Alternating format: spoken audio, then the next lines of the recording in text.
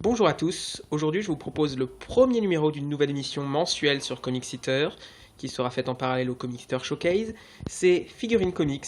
On va parler de figurines issues des comics, que ce soit héros ou héroïnes. Et chaque mois je vous présenterai en détail avec ses forces, ses faiblesses, une figurine parmi celles de ma collection. Voici un aperçu de ce que nous aurons au fil des prochains mois, mais pas que, puisqu'ici vous n'avez que du Marvel, il y aura aussi du DC, j'essaierai d'alterner une fois Marvel, une fois DC, et on va commencer ce premier numéro avec une figurine Marvel qui n'est pas une de celles à l'écran. A tout de suite.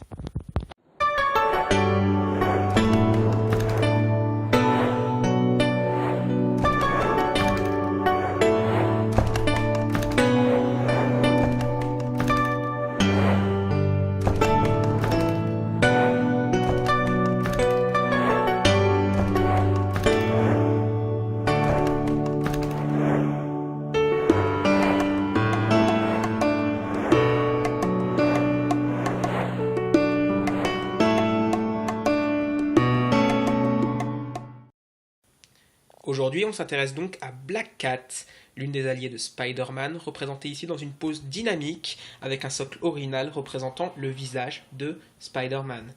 La figurine est retenue par deux procédés. Tout d'abord, l'immeuble sur lequel en fait se maintient le pied, c'est-à-dire que ce petit bout en plastique est directement relié à la figurine et c'est lui qu'on enlève si on veut retirer la figurine pour la ranger. Le deuxième procédé dont on peut se passer, c'est cette petite barre de maintien, que je vais d'ailleurs enlever pour le moment. Donc la figurine en elle-même peut tenir sans cette barre de maintien, mais avec la pression exercée par le poids de la figurine, il est grandement possible que, avec le temps, cela se désagrège et donc qu'elle tombe. Il est donc conseillé, malgré le côté peu esthétique de la chose, de garder cette petite barre. C'est donc l'un des points négatifs, cette petite barre qu'on est forcé, pas forcé, mais si on veut faire durer la figurine sur le long terme, qu'on est forcé malgré tout de mettre. On retrouve l'héroïne dans sa tenue classique, donc moulante, en cuir, noir, ici plutôt du bleu métallisé d'ailleurs. Elle tient un rubis, puisqu'elle aime beaucoup tout ce qui est chair, comme Catwoman d'ailleurs, un masque, ses cheveux, le tout dans une pose dynamique avec un regard qui regarde vers le haut. Alors c'est une force autant qu'une faiblesse, puisque selon vos goûts, je sais que personnellement je préfère une pose statique, mais qui permet d'être exposée un peu partout. C'est d'ailleurs la raison pour laquelle elle n'était pas exposée avec ses camarades, c'est que je trouve qu'elle ne ressort pas correctement par rapport aux autres. Si vous la placez notamment trop haut sur une étagère ou une vitrine, cela donnera un drôle d'effet puisque vous ne verrez pas en fait son visage qui part vers le haut. Donc ça c'est un point négatif. Et puis le fait qu'elle parte sur le côté, en fait la pose est assez étrange quand on veut un rendu visuel au sein d'une collection donc exposée avec d'autres figurines. Alors je tourne un peu pour voir le reste de cette figurine, notamment le dos. Donc voilà.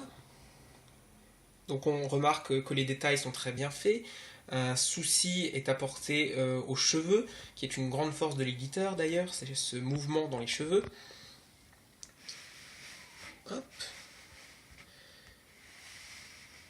Et on revient sur la face avant, avec un visage très réussi, ce qui n'est pas toujours le cas, mais qu'il est de plus en plus sur ce type de figurine de l'éditeur. Voilà, donc dans une très mignonne Black Cat, dans une belle représentation, avec un dynamisme très prononcé, qui ne plaira pas forcément à tous. C'est une figurine qui mesure un peu plus de 20 cm, donc on est dans l'échelle 1/7, dans les échelles de figurines, de la même manière que les autres figurines que nous verrons, hormis certaines exceptions qui étaient les premières figurines au format 1/8, donc un peu plus petites. Voilà pour ce premier numéro, voilà pour cette première figurine. C'était Black Cat par l'éditeur Kotobukiya dans la collection DC Bishojo. A bientôt pour une nouvelle émission.